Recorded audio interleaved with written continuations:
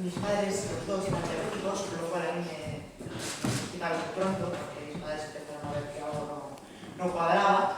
Llegó unas navidades y yo empezaba a devorar el chocolate y no era una persona golosa, con lo cual mi madre dijo, esto no me cuadra. Entonces, pues enseguida me hicieron una prueba y me llevaron al hospital. Entonces, bueno, pasé las navidades en el hospital, vinieron los Reyes Magos a visitarme al hospital y que sepáis que me trajeron turrón. Pero bueno, los enfermeros me dejaron tomar porque era lo seguramente pues las pocas veces que iba a poder ya hacerlo. No fue fácil, lógicamente.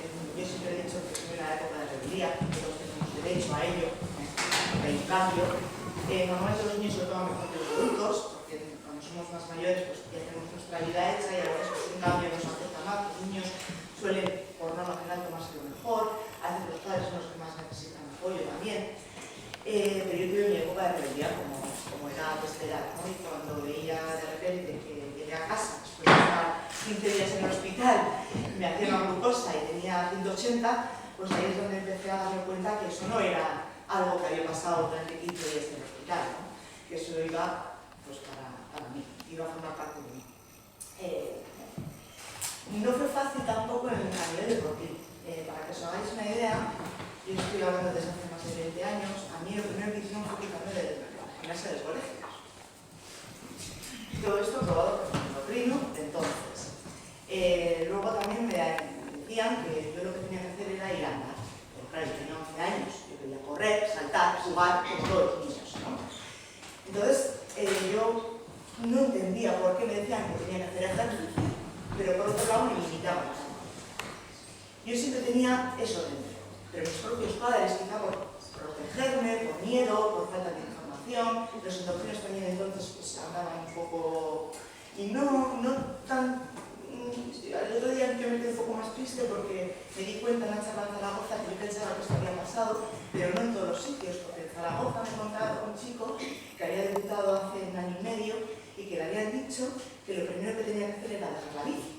O sea, entonces, que todavía haya profesionales que digan estas cosas me parece pues, muy triste, ¿no? Pero no creo que sea lo más normal ni lo general, ¿no? Gracias a Dios. Bueno, pues yo entonces quería, lo que os he comentado, quería correr, quería saltar, quería hacer lo mismo que el resto de niños. Me apunté a aeróbic y aquello fue una catástrofe. Subidas, bajadas, la monitora no quería saber nada, mis padres me desapuntaron y me apuntaron a una gimnasia de mantenimiento. Yo siempre lo digo, conocía a gente maravillosa de 50 o 60 años, con la cual me sentía muy bien porque me trataban como una niña que era, pero no era mi entorno. Al final, ¿qué acabé haciendo? Dejando el deporte. Fueron pasando los años, me independicé, me fui a vivir al País Vasco, me enamoré, me casé, y allí empezó a cambiar las cosas. Todo también por mi pareja, porque él veía, él decía, bueno, si tú tienes que hacer deporte, existen muchos deportes, pero yo tenía pánico. Había recibido una educación tal que yo tenía pánico a cualquier cosa, a cualquier hipocuria. Para que os hagáis una idea, hicimos una ruta de senderismo de 5 kilómetros, llana totalmente, y yo iba cargada, bueno, la mochila no cabía más cosas dentro. Llevaba insulina para una semana, geles para no sé cuánto, o sea, era un desastre, ¿no? Pero poco a poco fui cogiendo confianza en mí misma, en mi diabetes, fui aprendiendo, ensayo-error, no digo que fue de la noche a la mañana, y fui ganando confianza. Poco a poco fuimos aumentando la actividad física, fui aprendiendo cómo regular mi nivel de insulina, qué ir a comer, qué hacer, etc. Y fui siendo más feliz. Me fui quitando esas cadenas que había tenido durante tantos años en mí. Todo cambió cuando fuimos un viaje a Huesca, Endesa. Yo siempre lo digo porque es un sitio que suele conocer mucha gente, es un sitio maravilloso y al que siempre me gusta volver, porque aquello me cambió y me hizo enamorarme totalmente de la montaña, porque me enseñó la libertad que ello me aportaba. Para mí llegar a la cola de caballo fue toda, bueno, pues una ilusión tremenda, ¿no? Porque yo hasta hace unos años creía que no era capaz de llegar a la cola de caballo. Por supuesto me dio bajada durante el proceso, pero la superé y no hubo ningún problema. Y siempre me preguntaba, ¿qué hago después de la cola de caballo?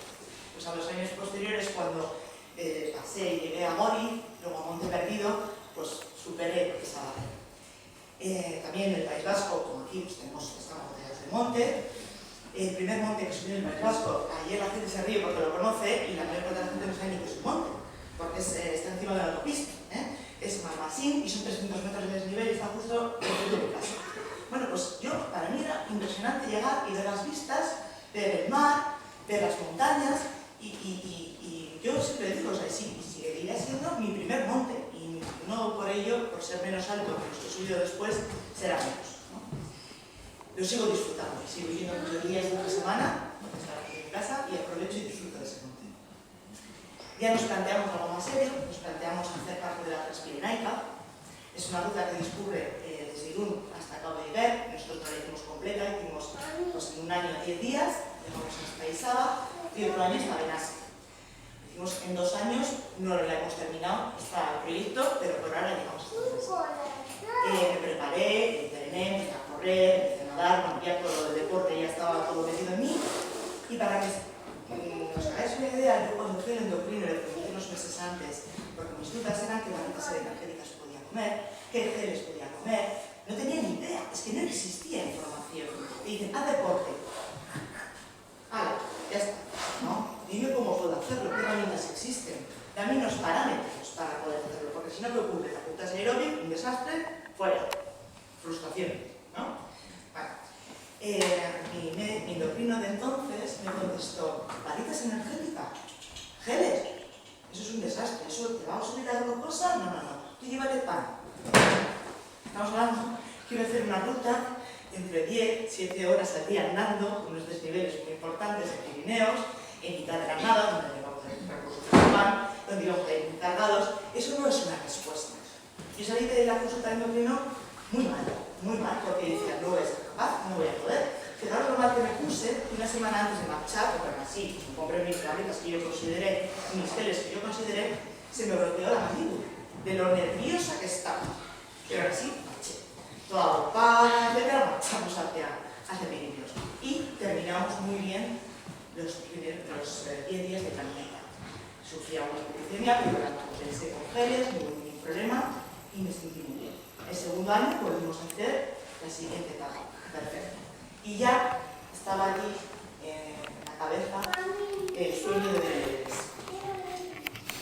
Nos planteamos